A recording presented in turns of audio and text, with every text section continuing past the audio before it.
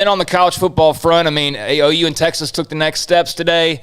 They're moving forward, and now I'm just very much curious about what the next step is, because are OU and Texas really saying what they intend to do, which is sit through 2025 on this Big 12 contract?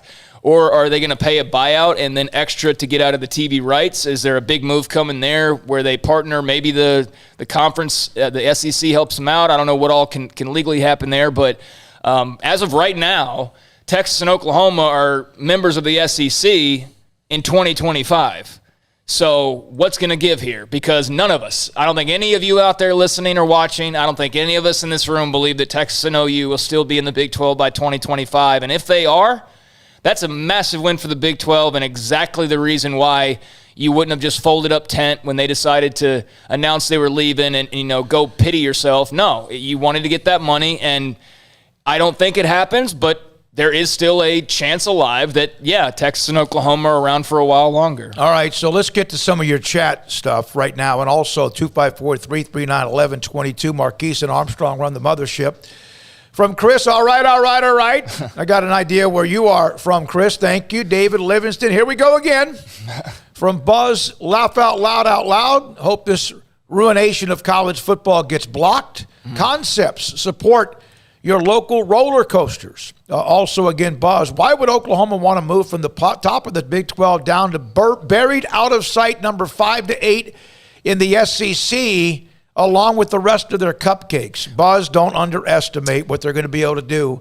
But that's okay. That's your opinion in the SEC. Well, I think he's right. They're not just going to be winning the conference every year. No. Definitely. But I think anybody thinking that Oklahoma or Texas cannot compete, maybe it takes them a little while. I think it'll probably – I don't know who it'll take longer. Oklahoma seems to be in a better position right now, but I think they'll both eventually, do what they need to do to be able to compete, just like A&M did, even though A&M got off to a really hot start with Johnny Football and that O-line Mike Sherman had recruited previously. And so not sure if they'll have that kind of burst onto the scene. Not sure when that burst on the scene will even happen. Yeah. So, who knows? Is Lincoln Riley, if they stay till 2025, which, again, I do not believe is going to happen, but is Lincoln Riley still the coach there? Is Steve Sarkisian still the coach there?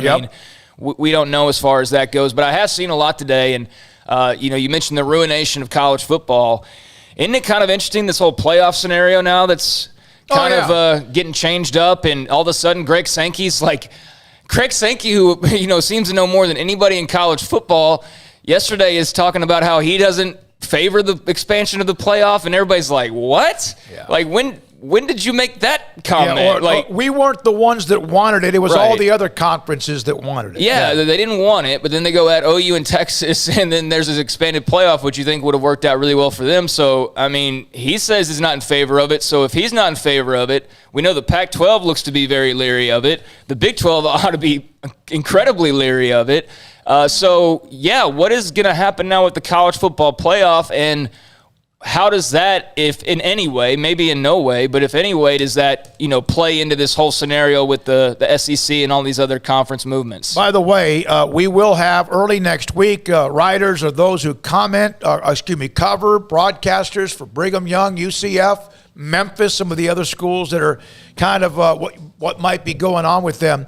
By the way, this is from C. Jenkins, 313 Hook'em, but I'm not doing that SEC chant from Paula. I don't know. I see a lot of Texas fans saying that. I think you might find yourself in Tuscaloosa one day and the Horns score a touchdown, or get a win or something, and it's going to be hard not to chant that. If they get a win, they'll be chanting a lot of things. Yeah, true. Yeah. From Paula, I don't care if Texas and Oklahoma leave. This is about the decimation of other schools' programs and money. The remaining schools need to be compensated, plus be considered for another Power 5 conference. I don't know what the meeting on Monday, and listen, when it comes to politics, but they are going to have a meeting in Austin, legislature, Senate, whatever it's called, on Monday at 1 to discuss the future of college sports in the state of Texas. That is not to keep Texas from going to the SEC, but what it could, because they're a public school, and I know they have a lot of clout. We all know that, and they'll tell you too. And that's true, is that maybe the legislature can get involved. Okay, we're going to also, not just the Big 12, but we might try to dictate that of when you leave to protect the others. And honestly, I don't care how it goes. just get to a decision so everybody can move on. Yeah, I mean, if Oklahoma and Texas are going to the SEC, fine. I mean, I do have an opinion on the way that they might eventually get there, but if they were to pay their buyout and whatever the TV fees, whatever steps need to happen to bolt, and they're gone after next season, then I'm not going to cry over spilt milk. I mean, it is what it is, and, good for them. I'm very intrigued just as a college football fan, which I am more so than anything else you might want to label me. I am very intrigued by the thoughts of those two teams in SEC schedules, like playing Auburn and Alabama. The reason they're so excited about moving to the SEC, besides the financial security and all of that, are those matchups and playing power teams on a more regular basis. So just as a fan, I'm looking forward to that. I don't know if it's going to, slowly but surely become just like everything else and become old hat seeing those teams play each other, but at least at the beginning it will be exciting. And I don't like government intervention. I hope they're not trying to, do things to prevent. I hope they are actually meeting to look at what can be done moving forward that will be beneficial to all schools involved. Mount Hood, can they just kick out the weak members of the SEC? I don't know the bylaws, but, it doesn't mean that there can't be change. From Glenn, in with the young and fresh out with the old and wore out.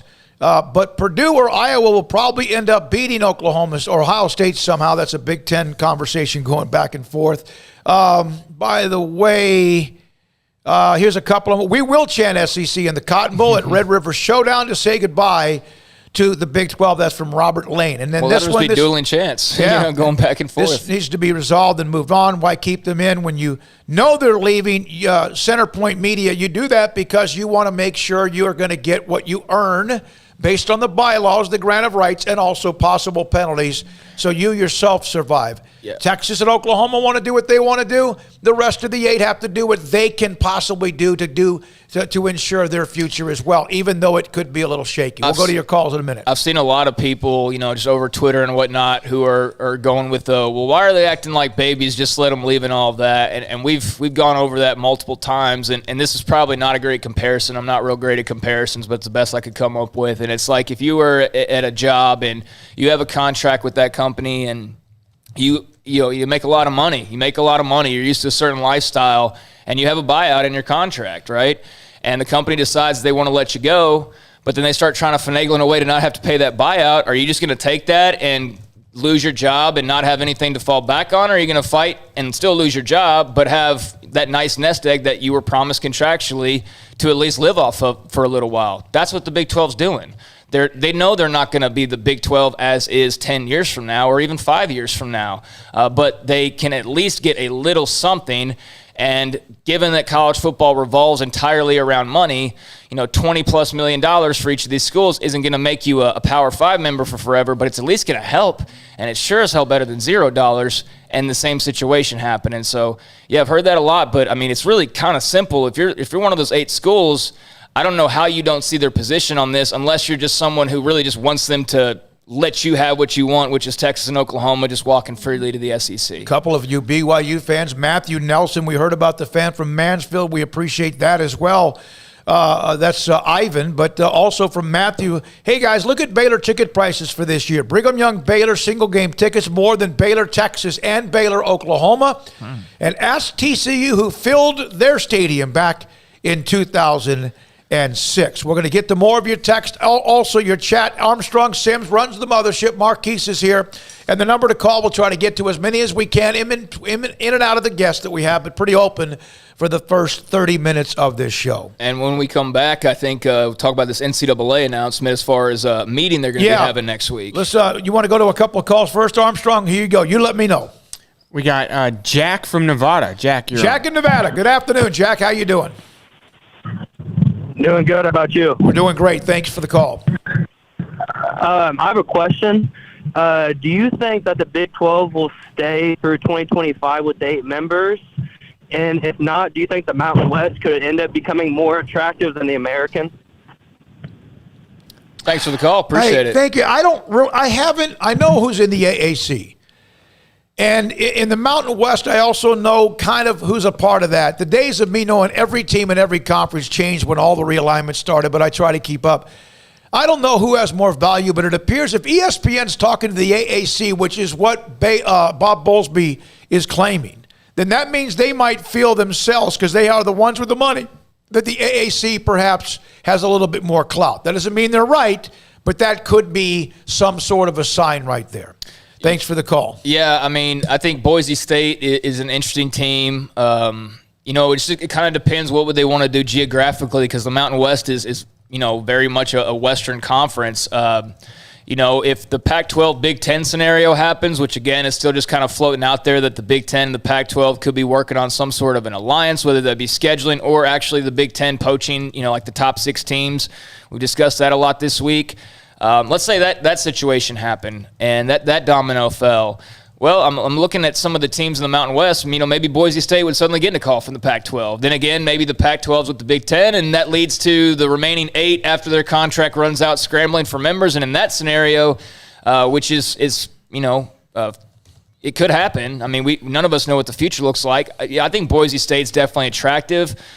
Colorado State, I think I've heard them a lot in these texts that I get later at night. Yeah, their name is brought up. Boise State, BYU are the ones that they're most often mentioned, it seems like, outside of like U of H and teams like that. But, yeah, I don't know. I feel like, they could have done that the last time around, and the Big 12 seemed to decide that they weren't interested or that those teams weren't needed. And, in hindsight, it might look a little foolish. But, again, I don't think if you had added Boise State, Houston, SMU, whoever you could have added a few years ago, UCF, that was going to keep Texas and Oklahoma from still wanting to jump to the SEC when they had the opportunity. So, good question. I don't know. I think anything's up in the air right now, but I don't think it would be a full-on Big 12 Mountain West convergence. And I do think if the Big 12 is to, melt into somebody else or have somebody else melt into them, that the AAC geographically and just with what we've heard from ESPN this week would make more sense. But we'll see. By the way, a couple of others, SEC smacks the Big Ten all day, every day. Now we got those guys going at each other. John Kelly, I agree with you. The AAC is perceived as a step down from the remaining Big 12 teams. And then the perception factor. There's some teams in the AAC that have value, but they're in the AAC because the Big 12 didn't think there was much value, or in some cases maybe they weren't interested as well in the Big 12, and maybe